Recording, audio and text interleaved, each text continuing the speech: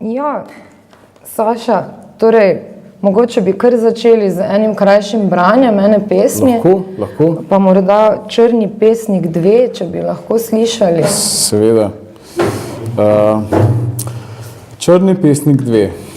Sveče mečejo sence na zidove sobane. Črni pesnik piše, da zaceli bi si rane. Srčne rane od ljubezni nesrečne, ki ponavadi žal so kar večne. Večno je celo naše soživljenje, ki žal le vetra je lovljenje. Na mizi človeška je lobanja, črnemu pesniku še ni do spanja. Za njo išče prave rime, zmrzuje v objemu hladne zime. Boga glasno prosi za pomoč, da dal to noč bi mu še moč. Torej, tukaj vidimo eno tako zelo tipično motiviko tudi, ki jo v bistvu zasledimo v drugih pesmih vaših, oziroma tvojih, ko sva rekla, da se bova tikala. Seveda, absolutno. In zdaj tukaj omenjaš, torej, da sveče mečejo sence na zidove sobane, črni pesnik piše, da zacelil bi si rane. Tako je. Me zdaj zanima, kaj je v bistvu tvoj glavni navdih pri pisanju? Ali se v bistvu človek piše, da bi si zacelil rane? V bistvu je to res, da pač izliješ svoje čustva na papir, izliješ svojo bolečino, ki jo čutiš, ne vem, ali je to do ljubljene ali do, ne vem, do katerekoli druge osebe. In pač probaš to nekako, če ti rata v tem življenju, ovekovečiti na papir, da se pač tudi naslednje generacije, ki se rojevajo, se spomnijo, pač, wow. In se lahko nekako najdejo v tem. In se lahko najdejo, tako ja. Super. Ja, zdaj pa bi se še mogoče malo pogovorila o tvojem psevdonimu, Saša Raven. Ja, Saša Raven. Zelo zanimiv, v bistvu po krokarju Edgara Allana Poe, ki je tudi en tvojih najljubših pisateljev, pesnikov. Pa me zanima, na kak način on v bistvu vpliva na tvoje ustvarjanje oziroma njegovo delo, pa če obstaja tudi še kateri drugi ustvarjalec, ki bi lahko vplival na podoben način. Ja, on je mene presunil s to svojo temačnostjo, zato ker jaz po svoji duši sem zelo, mogoče se to ne vidi na prvi pogled, mogoče zdaj delujem kot, ne vem, pač vesela oseba, ampak v bistvu sem jaz kar dosti mrčnjaški človek, tako da in on je mene pač osupnil s to svojo mračnostjo, s to svojo melanholijo in nekako sem se videl v njegovih pesmih in v bistvu mene poezija sploh, ko sem hodil v gimnazijo, mene to sploh ni zanimalo, sem se rekel, pa kaj ta meni sploh flanca v bistvu, Ampak potem, ko sem začel prebirati, me je res dobesedno fasciniralo, tako da.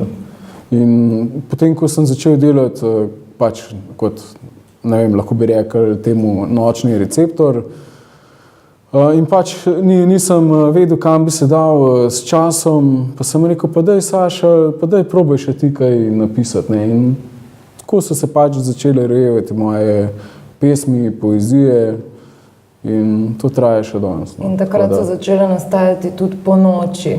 Ja, tako, nočni receptor. Tako, zelo točno, zanimivo, še točno to je tako, tako je. Ja, tako, interesantno. Tako. Zdaj, v tvojem pisanju opazi tudi en časovni preplet med preteklostjo in sedanjostjo oziroma sodobnostjo. Zdaj recimo, če pogledamo, ne vem, to starodavno noto Jelen Kamna, pa recimo Joy Division, ki omenjaš v tisti pesmi, naprimer. In zdaj me zanima, kako ti doživljaš ta preplet in kako se ti v bistvu zdi, kaj ti je pri sodobnosti všeč, naprimer. Ja, ne vem, pri sodobnosti, kar se tiče človeške družbe, mislim, da je zelo velika dekadenca, Mislim, kar je bilo včasih nemoralno, je danes moralno, kar je moralno, je danes nemoralno. Mislim, to je zelo žalostno. In, ne vem, Joy Division, ne vem, pevec Ian Curtis, se mi na kak način dopade, ker je pač trpel tisti svoji bolečini, bil je razpet med dvema svetovoma, med Deborah, pa pač, ne spomnim se zdaj točen naslova, mislim, imena tiste njegove ženske, ampak bil je razpet, in na koncu je zelo tragično končal, tako vemo, se je pač... V tem je šel nekako do konca. Ja, je šel do konca v tem, je rekel, ja, pač nisem mogel odločiti, za katero žensko, in je rekel, jaz bom naredil temu koncu, in je res naredil, tako da... In nekako tudi, Joy Division so mi res zelo v redu skupina. Kar se pa tiče Ellen Kamna, ja, sem pa zahajal v bistvu sem zahajal na eno, kako se ji že reče, kalvarija. In sem se usedel na klopco in sem pač tam na nek način meditiral.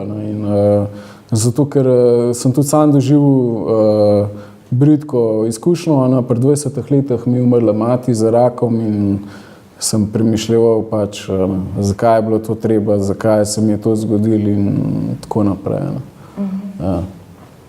Tako da je Ellen Kamen eno tvoje v bistvu pribežališče, bi lahko rekli. Ja, v bistvu je bilo eno zatočišče, ja, ko sem pobegnil pred problemi, pred raznimi nasveti v narekovajih in tako naprej. In tam sem najdel svoj mir, svojo uteho in...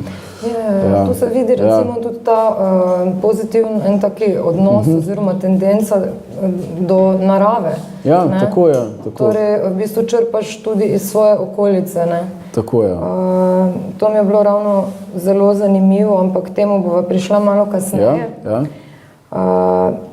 Zdaj pa bi te še mogoče vprašala, da glede na to, da se pač v svoji poeziji dotikaš tem, ki so zelo osebne, ampak jih opisuješ tudi zelo iskreno. Ja, zelo iskreno. Torej, v kolikšni meri je potem tvoja poezija avtobiografska in kako poteka tvoj ustvarjalni proces pravzaprav? Ja, moja poezija je zelo avtobiografska. Vse to, kar napišem, je res. Bom kar po domače povedal, ne fejkam, ne blefiram, povem tisto, kar čutim. To se takoj opazi. Ja, in to je pač to. Tako da... Super. Ja. Torej, v bistvu, se to tudi pri branju občutiš? Ja, kar se pa tiče ustvarjanja, pa ne vem, mogoče si dam kakšne recimo gotične skupine, kakšne temačne skupine in potem, ne vem, tista energija nekako pride vame in začnem, ne vem, inspiracija prihaja, ne vem, iz kje, pač pišem in ko sem nekako zadovoljen, rečem, ok, to je to in objavim, tako da. Ja, Andrej Lutman je v svoji recenziji zapisal, da bi tvojo poezijo uvrstil med romantiko in ekspresionizem, ne? Tukaj bi še v bistvu dodala, da v bistvu so prisotni elementi nove romantike v enem prepletu z realističnimi elementi v tvoji poeziji, ne?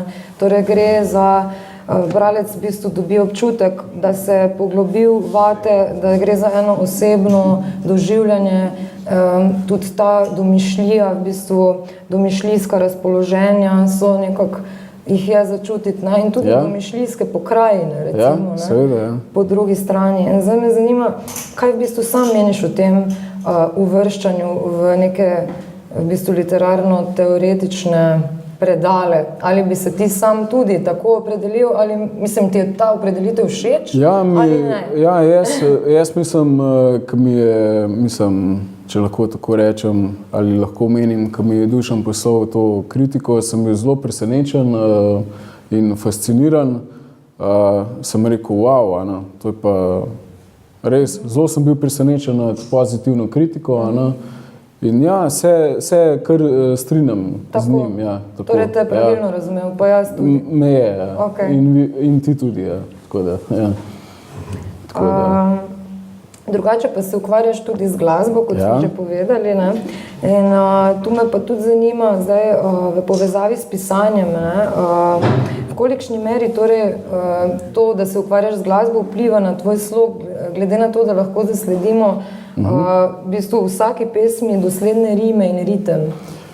Ja, jaz imam zelo rad rime, to moram priznati. Mislim, Rime me res fascinirajo. Tako da, ampak se vidi, da v bistvu je to, da nekako ni pesem prilagojena rimi, ampak je nekako naravno teče. Ne? tako je. Tako je. Ja, se Ni strinjam. umetno, mislim, ko bereš, nimaš občutka, da je v bistvu umetno ustvarjena Ja, pesem. da je prisiljena. Ja, ni prisiljena rima, pač iščem, da se nekako lepo vse kombinira, da lepo teče ritem. Čeprav včasih tudi priznam, naredim kakšno napako, se zato so pa pač tudi lektorji. Seveda. Ja. Kar se pa tiče glasbe, ja, ta prvi napišem melodijo, potem pa na melodijo, ne vem, neki pač napišem čist preprost tekst, ne vem, ala Kurt Cobain, recimo. In to je pač to. In odzivi, kar se tiče svetovne javnosti, so zelo dobri. Recimo na SoundCloud omrežju imam že, ne vem, 306 tisoč plejev, kar je za to omrežje zelo veliko. Na YouTubeu pa sploh še nisem probal, tako da, ker pač, ker v bistvu hočem se, če se že nekaj lotevam, se hočem lotevati na profesionalen način. Tako da, Kaj pa so recimo tvoji glasbeni vplivi? Ja, moji glasbeni vplivi trenutno so zdaj, ne vem, če kdo pozna Royal Blood, to je pač tip je na basu in imitira kitaro, pa bobni, pa Queens of the Stone Age, pa recimo Placebo, pa Radiohead, pa Muse, pa Doors recimo, pa kaj bi še rekel, Svojdi so mi tudi zelo pri srcu, pa Himi so mi tudi zelo pri srcu. Včasih sem pa poslušal, priznam, tudi zelo veliko gotik glasbe, tako da. Ja, kar se pa tudi pozna, ne? Ja, na poeziji, seveda, tako da. Ja, zdaj pa bi te poprosila, če bi nam lahko prebral še eno pesem. Ja, seveda, z veseljem. Mogoče kar Človeštvo. Človeštvo, seveda, ja. Človeštvo. Ljudje danes zlobni so in kruti, otopeli njihovi sočuti. Kaj dogaja, se več ne dojamem, komu lahko sploh še verjamem? Skoraj vsi ljudje so nesrečni, marsikateri zoprni in tečni. Ob tem živeti te res mine, kam današnje to človeštvo rine. V teh dneh res nevarno je živeti, na vsakem vogalu nekdo ti zapreti. Najbrž to dnevi res v zadnji, važno, da zvrhani so jim pladnji. Se upravičujem.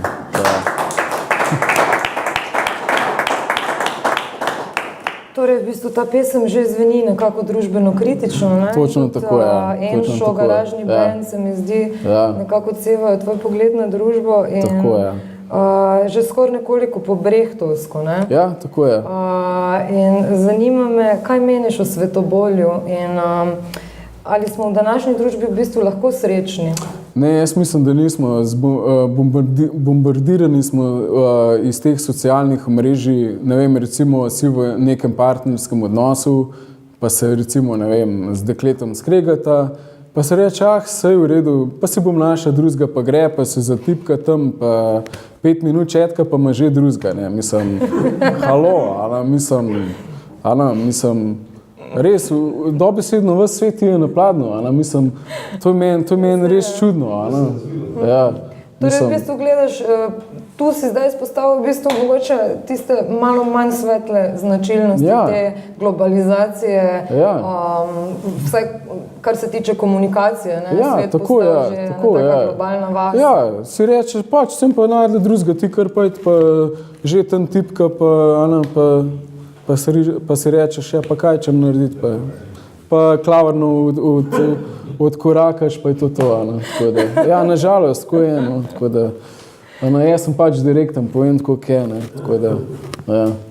Mislim, žalostno je to res, Ja, je, ne, po eni strani so se vrednote tudi nekako spremenile, ne, skozi to novo dojemanje komunikacije. Demolarizirale so se, čisto, tako da. Res je.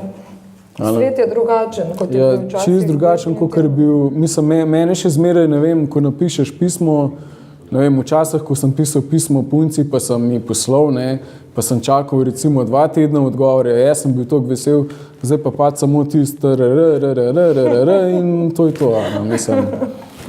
Žalostno, res žalostno. Tako da, ja, tebi kot romantiku, v bistvu kot ja, v bistvu, romantični duši, je to verjetno še posebej okrutno. Me boli pri srcu, res, ja. Ja. Potem pa špioniraš, ne vem, recimo, če si v vezi z neko žensko, špioniraš njen profil, pa vidiš, wow, ta je lajkal, pa Guni je lajkal, wow, kva pa je zdaj to, kaj se dogaja, mislim, včasih je bolj, če ne veš, mislim, tisto, kar ne veš, ne boli, tako da. Ja, tudi pogled na zasebnost se je spremenil, seveda, z temi socialnimi omrežji, ne. In tako tudi dojemanje vsega, ne. Ja. Ja, no, ampak vseeno pa še obstajajo recimo stvari, ki pa ostajajo, ne, kot so recimo pokrajine, ki jih opisuješ, naprimer, ne, kot sva prej rekla. Jelen kamen, pa tako naprej. Recimo Jelen kamen, Kranj, Jesenice, grad Kamen, mislim, to so realni kraji, v bistvu, ki dobijo tudi neke vrste alegorične razsežnosti skozi tvojo poezijo, ne. In zanimivo mi je to v bistvu, kako pride tudi do tega prepleta, torej nekako realna pokrajina dobi subjektivn pridih, medtem ko domišljijska pokrajina postane realna v tvojem pisanju. Ja, res je. Kako ti v bistvu doživljaš ta preplet? Koliko te v bistvu navdihuje okolica? Ja, recimo, kar se tiče grad Kamna, jaz se zelo rad kaj zahajam, zato ker nekako, ne vem, rad bi izkusil, oziroma če bi imel možnost izkusiti, bi se vrnil v tisti čas, pa pač nekako probal zaživeti tisto njihovo življenje, ker še vse glih mislim, da so bili bolj romantični, mislim, ženske so spoštovali moške, moški so spoštovali ženske in tako naprej. Danes je vse tako nekako čuden, ne vem, mislim, ja, tako da. Ja, res je, ali bi mogoče lahko prebrala potem še eno tako pesem? Lahko, seveda. Kot je recimo grad Kamen, če se strinjaš? Ja, seveda, z veseljem. Grad Kamen, Begunje na Gorenjskem. Mračnost duše in srčne bolečine je razlog, da v svetu sem tišine. Tavam po prostorih, kjer so pajčevine, po starih gradovih, ki so le še ruševine. Včasih odidem na jeseniški Jelen kamen, če bi se dalo, kupil begunski grad bi Kamen. Tam zagotovo živijo plemiški duhovi, prilepi njegovi okoliški so gozdovi. V gradu Kamen naredil bi si sobano, za družbo ujel bi si le črno vrano. Jeseniški Jelen kamen, ne bodi ljubosumen, kar nekaj blebetam, ker nisem več razumen. Zelo zanimivo, bravo.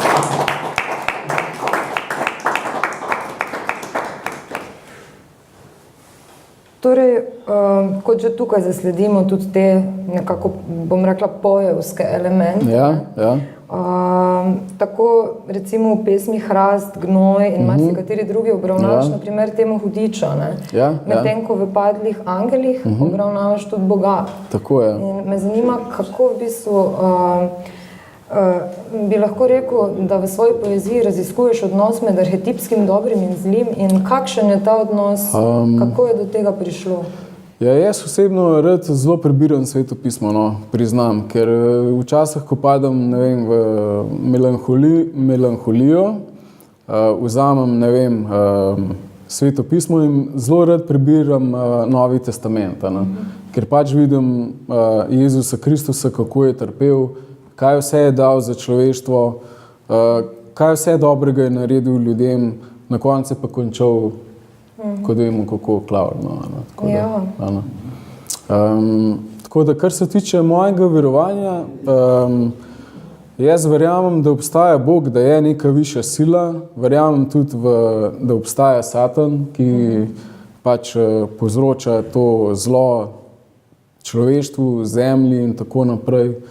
Ampak to je pač razmišljanje vsakega posameznika. Jaz pač to tako doživljam. Ne vem, Nekateri pač mislijo, da je Satan samo poosebljeno zlo in tako naprej.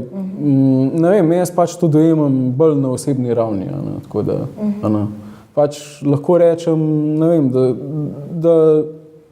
da sem kar veren. Tako da, Je pa vseeno vedno možnost izbire, ne? Ja, seveda. In med Bogom, ne? Torej ostaja ta svobodna volja. Tako.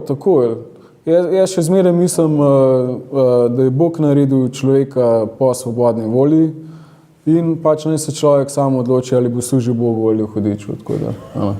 Čisto preprosto. Ja, vse drugače bi lahko to tudi terminološko bi to lahko tudi drugače obesedili, torej sami se odločimo za dobro ali zlo. Seveda, ja, tako je. Ja. Pač vsak ima pravico do svojega verovanja. Tako. Ja. Zdaj, kaj je dobro, kaj je zlo, tukaj že obstajajo teorije, ne? Ampak zdaj recimo moje vprašanje se nanašalo na to arhetipsko dobro in zlo. Kot ga pač imamo nekje v enem zapisu. Ja, tako je. Kolektivnem. Zastopam. Potem pa bi te prosila, če bi lahko prebral še Jelen kamen. Ja, z veseljem. Da slišimo. Samo ne vem, zdaj imam več Jelen kamenov. Ja, mogoče bi kar 4. 4. lahko, ja. Jelen kamen 4. Jelen kamen moje zadnje bo počivališče, pred svetom in ljudmi zavetišče, grobišče. Osamljen sem brez tebe ali pa s teboj, trpel ne bom nič, zato nikar se ne boj. Smrt moja zelo bo mila in ne boleča, v temi, tam v gozdu gorela bo le sveča. Atmosfera tam na Jelen kamnu zelo bo mračna, Šeolova jama mojega življenja, mojega življenjskega diha lačna. Ni me strah, da tam življenje bo gasnilo, glasba Joy Division tišino bo priglasilo. Jelen kamen, ti moje večno boš svetišče, pa naj odprava za menoj, na tebi me išče. Hvala. Ker namreč Jelen kamen je zelo tak, kako bi se rekel, kar dosti ogromen hrip. In jaz pač takrat sem se pač počutil malo suicidalno in pa ne me iščejo, sem rekel.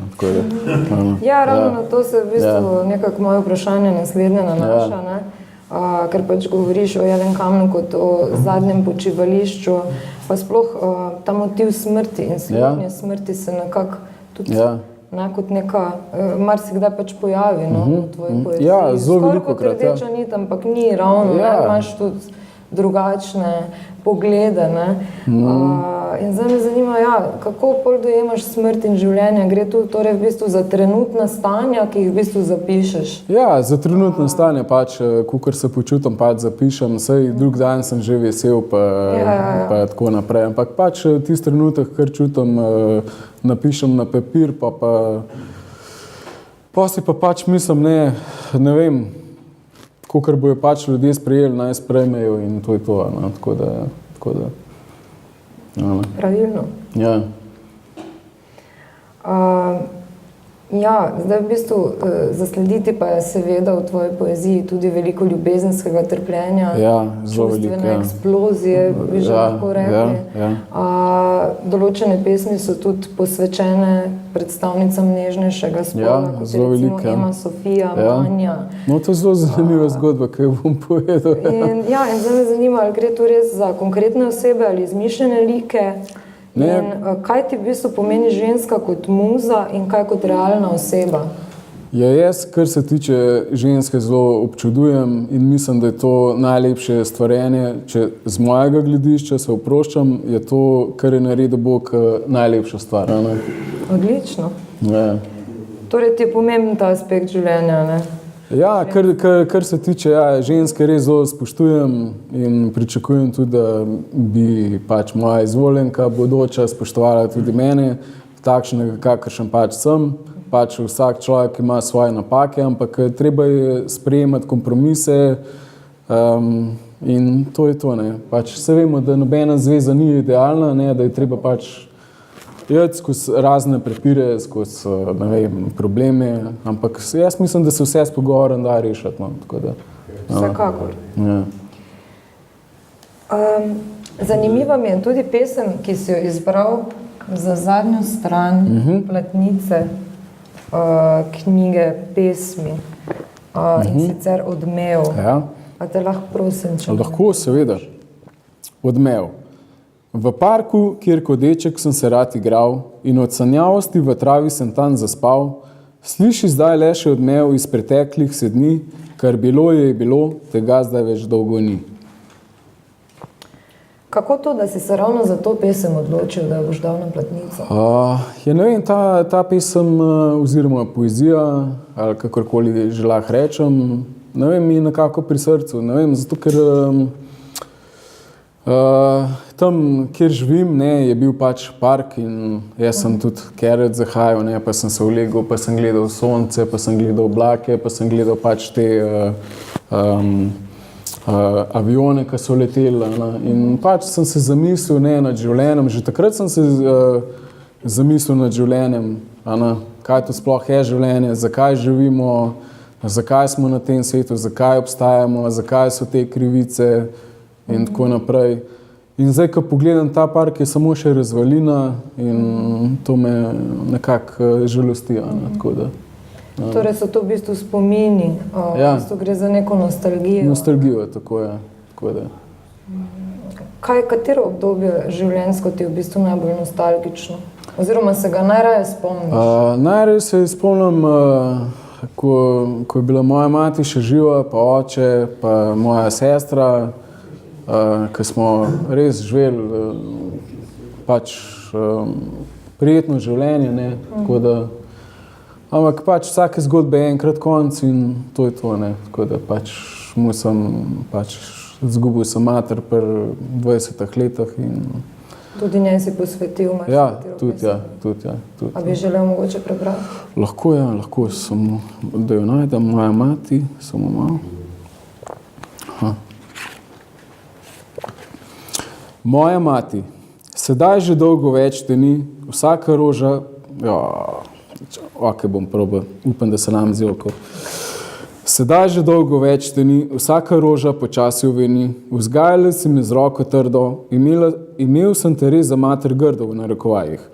Vem, da hotela si mi le najboljše, govorila si, sine moj, bo že boljše. Toda nekega dne si na smrt zbolela, jokala si, ker tega nisi sprejela. Umirala si reva pred nami, to me strese po telesu in kar pred rami. Kjerkoli si že, ne bom te pozabil, kje si bila, ko sem te najbolj rabil.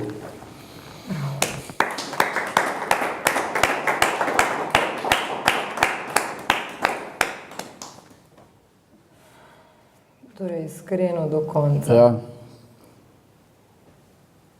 Res lepo, no. To so izkušnje, ki so najbrž tudi zelo močno vplivale na pisanje, tvoje ustvarjanje. Verjetno tudi na odnos med življenjem in smrtjo, ne? Seveda. Ali mogoče, zdaj za konec, bi mogoče še povedala, kaj bi sporočil svojim bralcem ali pa morda bodočim pesnikom ali pa že pišočim pesnikom? Jaz bi predlagal, da pač naj pišejo tisto, kar čutijo, ne da ugajajo drugim, naj pač pišejo tisto, kar čutijo, brez pretvarjanja. Želim si, da bi nekega dne na svetu prevladala ljubezen, da bi se vsi imeli med sabo radi, da bi se končale vojne, vsa ta, ne vem, pohlep, nevošljivost in tako naprej, pač, ne vem, tako nekako, bi zaključila. To si tudi jaz želim, res je. Super, ja. Najlepša hvala, Saša. Ni za kaj. Hvala tebi. Hvala tudi občinstvu in pa seveda Kulturnemu centru Maribor ter Literarni hiši in gospodu Marjanu Pungartniku, ki nas danes tukaj spet gosti. Upam pa, da se vidimo tudi v naslednjem.